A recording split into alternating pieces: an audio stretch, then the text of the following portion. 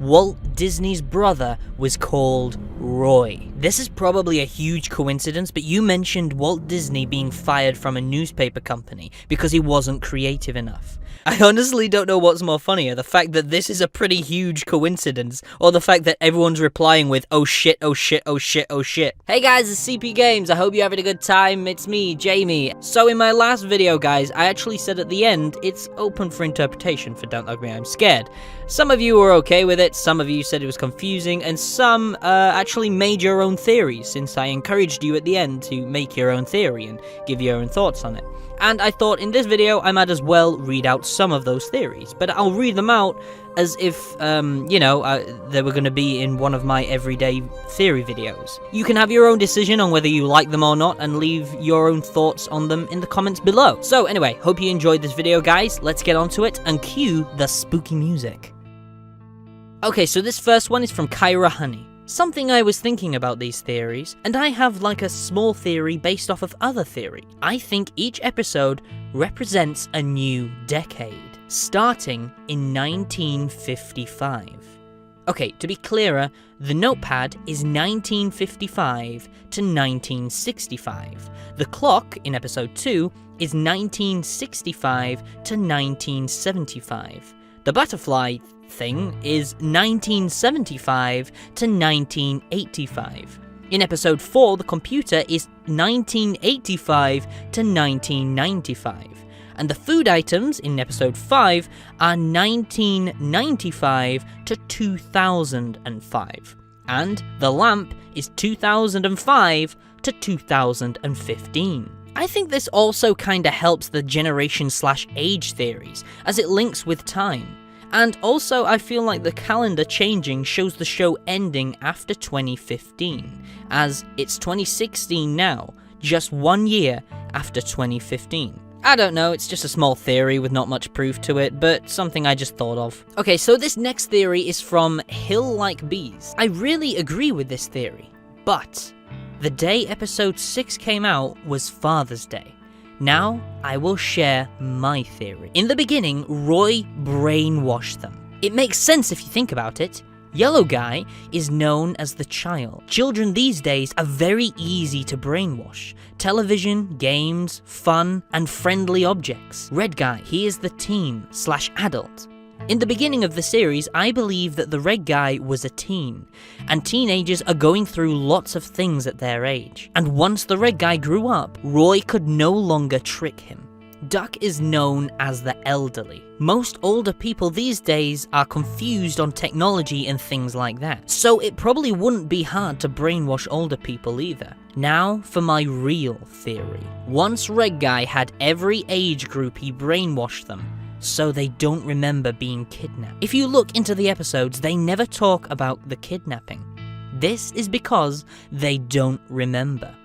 They were brainwashed. Now, the day Roy kidnapped them, it was June 19th, the day that episode 6 was released.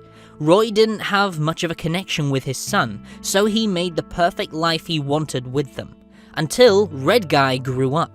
He no longer wanted someone who knew his plan. He let him out of his world/game, and soon the duck died of old age, or a sickness that felt like he was being eaten alive. On Father's Day, all Roy wanted was a son, what loved him. Yellow Guy was afraid and didn't want to play Roy's game. That's why they got to move on to the new world and a new life. Okay, so this next theory is by Jack O 8-bit. Okay, so I think Red Guy's situation is be careful what you wish for. Hey, that's on the profile picture. Anyway, moving on. He was the only one who was barely involved, mainly because the way he saw it was boring. The others did enjoy the lessons at first, before shit went down, so there he was, wishing that he'd just grow up to escape. And so he does. But in the office, he gets bored. Around him, there's nothing. It's bland. It's boring. So he wants to change that. And he wants to go back. He knows he can't. Time doesn't go backwards. Only one way. So his efforts to change are turned down. People don't like it. And he just seemingly loses hope. So Let's talk about the media machine. He's now controlling it. Of course, his ideas are there, like the file, so after all the button pressing, which I think are desperate attempts to turn it off, he is interrupted and scared by Roy. I think Roy was here, like, telling him to stop the attempts to shut down the media. Red Guy doesn't listen, and eventually turns off the media. So, after all that's done, the next day comes. They've learned how to be a little more creative in a good way. The notepad actually looked a little more happier, as if she would not regret teaching them all about, well, most likely creativity. This, of course, means the media's bad side has finally been turned off, no longer remaining. But in the Q&A, Roy stated that his son has been sent to Punishland. Yellow Guy is always, seemingly, the victim. He keeps getting chosen. Heck, even the profile picture and banner art has him as importance. He is being punished. Moving on, I like to point out we have the young Yellow, the teen Red, and the elderly Bird. Young are getting tortured by the media. That's all I got. Probably no part 3. Okay, so the next theory, well, actually, it's not really a theory. It's kind of proving a theory, I guess you could say. Yeah, this one's from Marius Lang van Dimes. I've really got to stop saying these names. I'm just going to end up butchering them half of the time. But yeah, this guy said, Roy has kind of a heavy breathing. You can hear it when he comes towards the Red Guy. And in the start of the Kickstarter, you can hear heavy breathing behind the camera, like he is filming. I said that in my Easter eggs video, that you can hear breathing behind the camera, which is similar to Roy's in episode 2, and now you hear the breathing again in episode 6.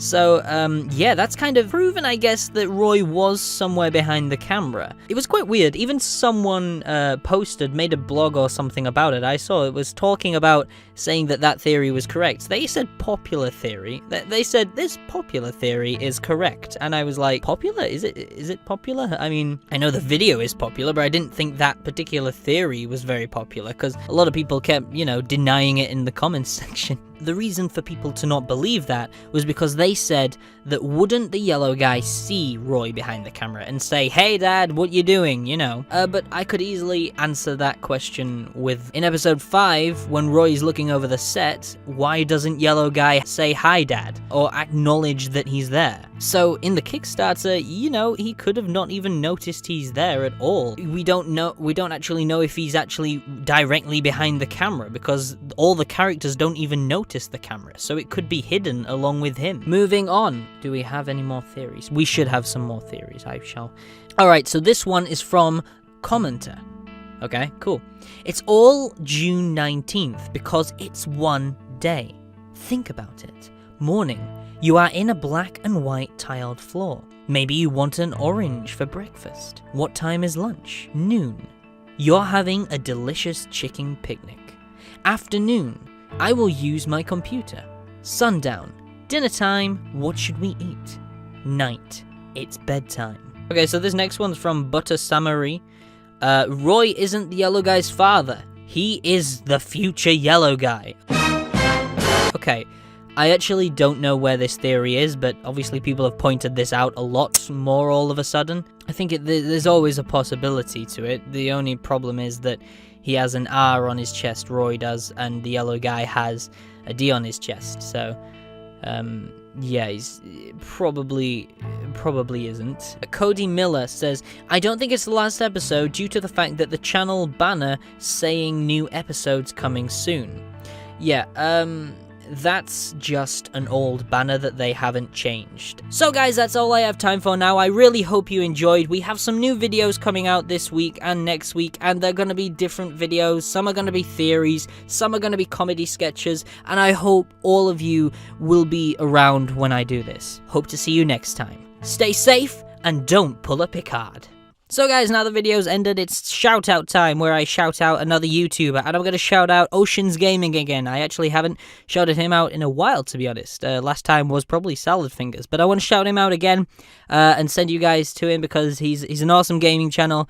He's one of the few that I actually do really like, and I'm sure you guys will really like him as well. I hope you'll enjoy him, and I hope you'll all support him the best you can. So I'll just stop babbling now, and I'll get along. So see you next time, guys. Stay safe, and don't pull a Picard.